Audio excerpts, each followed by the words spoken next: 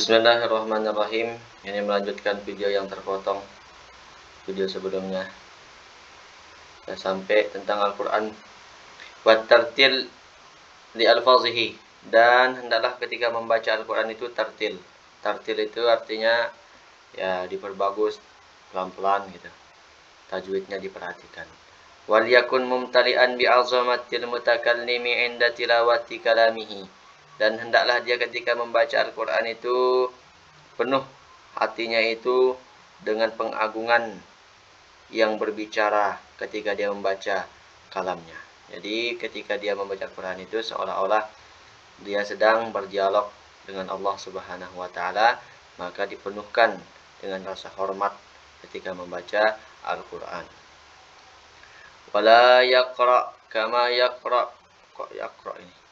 Wala yaqra'u kama yaqra'ul ghafiluna alladzina yaqra'una al-Qur'an bi alsinatin fasihatin wa aswatin 'aliyatin wa qulubin minal khusyu' wat ta'zim lillahi khaliyatin. Dan jangan sampai dia membaca Al-Quran sebagaimana bacaan orang-orang yang lalai, yang dimana mereka itu ketika membaca Quran dengan lisan lidah yang fasih, suara yang nyaring, tapi hatinya tidak menggunakan kehusyuan, jauh dengan adab-adab batin yang 7 yang sudah disebutkan itu, dan tidak ada rasa hormat kepada Allah. Khaliyah, kosong sama sekali rasa hormat dan khusyuknya itu.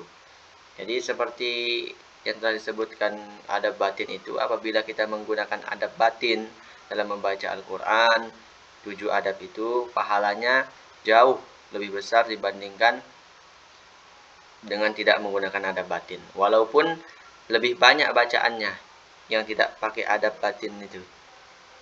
Baca 1 juz dibandingkan dengan baca setengah juz.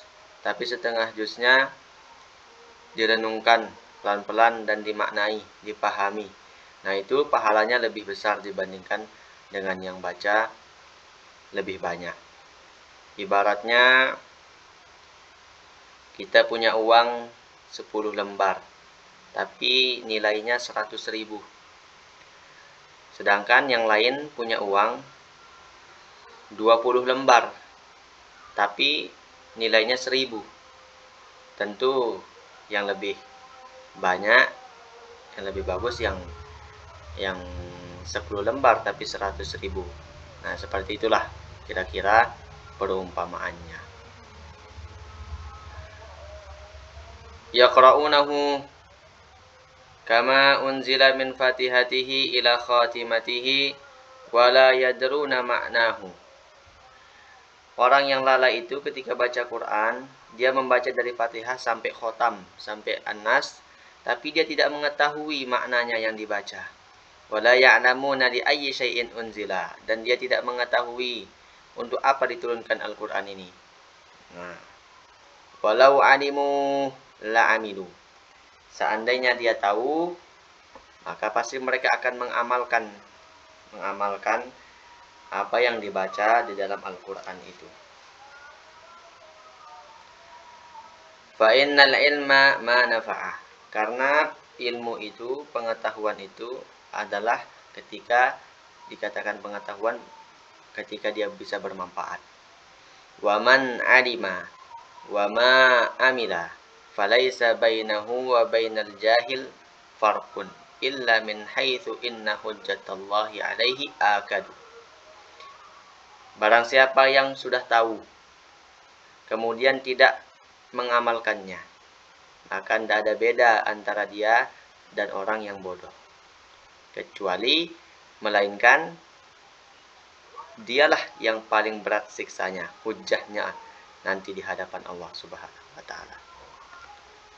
Nah, jadi orang yang tahu tapi tidak mengamalkan dibandingkan dengan tidak tahu. Nah, orang yang tidak tahu itu mereka tidak berbuat karena ketidaktahuan mereka, tapi ini dia tahu dan tidak diperbuat. Nah, itu lebih keras nanti siksanya.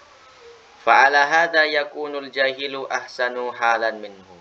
Nah, kalau begitu orang yang jahil keadaannya lebih baik dibandingkan dia walaupun dia tahu. Walidzalika qila kullu ilmin la ya'udu 'alaika naf'uhu fal jahlu a'wadu 'alaika minhu. Nah, oleh karena itu, mana dia?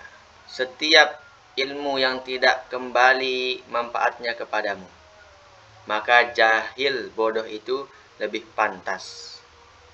Nah, itu dari lebih pantas, itu artinya ini.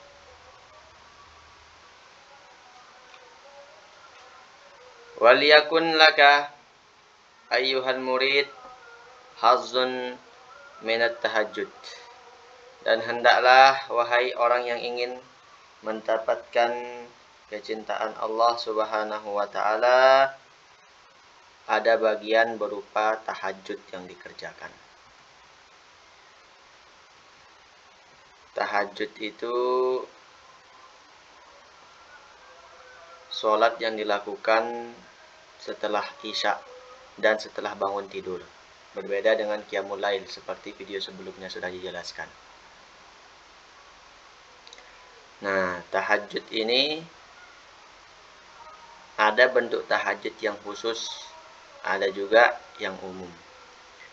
Tahajud yang khusus itu usolli sunnat tahajud. Nah, itu tahajud khusus. Memang sholat tahajud itu. Tapi ada juga tahajud yang umum. Misalkan dia bangun, dia sudah sholat isya, kemudian tidur, kebangun jam 10 misalkan. Kemudian dia sholat, selain dia sholat apakah? Sholat sunnah wudhu. Nah, itu juga tahajud. Nah, seperti itu. Nah, seorang murid hendaklah memiliki bagian waktu untuk melaksanakan tahajud. Adapun cara yang dianjurkan ketika melaksanakan tahajud ini, ketika baru bangun tidur, tentu dia baca doa bangun tidur, kemudian bersih-bersih, berwudu. Nah, setelah itu sebelum memulai tahajud, dimulai dengan sholat sunnah ringan, yaitu sholat sunnah wudu dulu. Urutannya yang kami diajarkan, sholat sunnah wudu 2 rakaat. Kemudian setelah sholat sunnah wudu, baru sholat sunnah tahajud 2 rakaat. Ayatnya bebas. Kalau dia mungkin hafal Quran, bisa diulang ayatnya di saat sholat ini. Tapi kalau mau bebas, bisa juga pakai Qul ya ayyuhal kafirun dan Al-Ikhlas. Diulang-ulang juga nggak apa-apa. Nah, kemudian setelah tahajud, sholat sunnah taubat 2 rakaat. Sudah 6 rakaat. Setelah sholat sunnah taubat, baru sholat sunnah hajat. Sholat sunnah hajat itu artinya kita berhajat minta kepada Allah Subhanahu wa taala. Di dalam hati kita punya keinginan hajat. Jadi sebelum sholat, dia utarakan hajatnya kepada Allah. Ya Allah, misalkan hajatnya itu dimulai pada dirinya sendiri. Untuk dirinya sendiri dulu. Ya Allah, mudahan saya selamat dunia akhirat gitu misalkan kan. Kemudian baru orang tuanya, hajat orang tuanya. Kemudian orang yang punya hak sama dia, keluarga, kerabat dekatnya. Nah, kemudian nanti akhirnya yaitu kaum muslimat. Nah, itu sholat sunnah hajat. Nah, setelah sholat sunnah hajat, kalau dia belum witir, nah maka dia witir 1 atau 3 bagusnya, supaya 11. Kalau dia sudah witir sebelum tidur, tidak perlu witir lagi, karena nggak boleh 2 kali witir. Karena kalau lagi dia witir, genap jadinya, nggak witir. Tadi sudah sholat sunnah witir sebelum tidur 3 rakaat. Bangun tidur sholat sunnah witir 3 rakaat. Jadi 6 jadinya, genap, bukan witir namanya. Makanya sholat sunnah witir itu sekali dalam satu malam. Nah, kemudian setelah dia sholat sholat witir itu, nah baru dia beramal-amalan yang lainnya. Nah, itu urutannya ketika kita mau melaksanakan sholat saat bangun tidur itu. Fa innal laila waqtu khalwatil abdi ma'a maulahu. Karena malam itu waktu sunyi hanya antara hamba dan tuannya, yaitu Allah Subhanahu wa taala. Allah menyeru ketika sudah berlalu setengah daripada malam itu. Aina sa'ilun, mana orang yang minta? Is'alu, mintalah, akan kukabulkan, kata Allah. Ainal mustaghfirun, mana orang yang minta ampun? Minta ampunlah. Fa'aktsir fihi minat tadarru'i wal istighfar. Kemudian perbanyaklah di saat itu berdoa, kemudian istighfar, tunduk kepada Allah Subhanahu wa taala. Perbanyak istighfar di saat pada waktu-waktu itu. Istighfar banyak diajarkan oleh para ulama. Bisa dipakai yang mana-mana. Wa naji rabbaka bilisanid dhillah wal ittirar.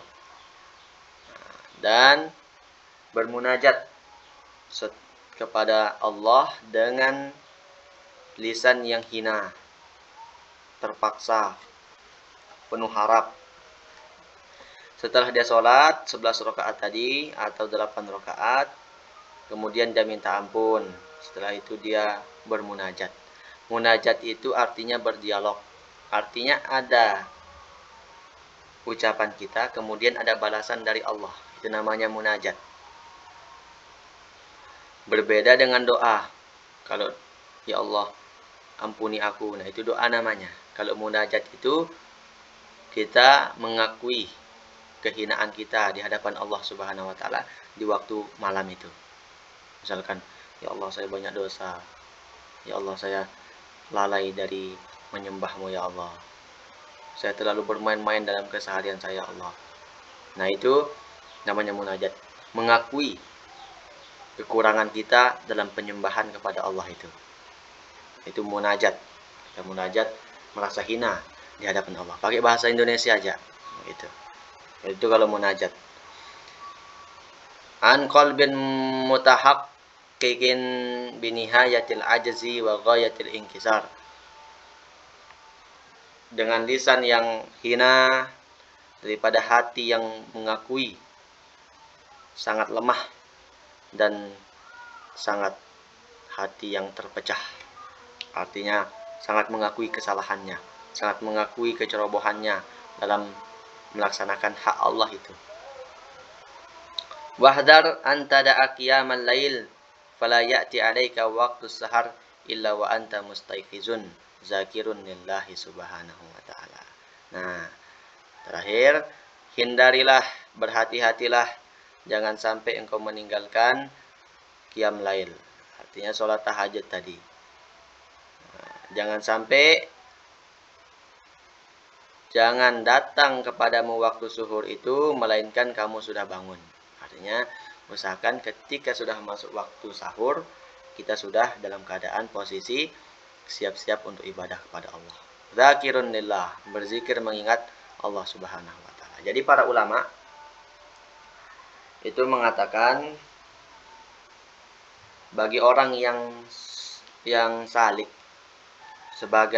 seperti kita ini yang ingin menghadap kepada Allah, yang hatinya belum terlalu kuat, itu bagusnya mereka beribadah, kata para ulama,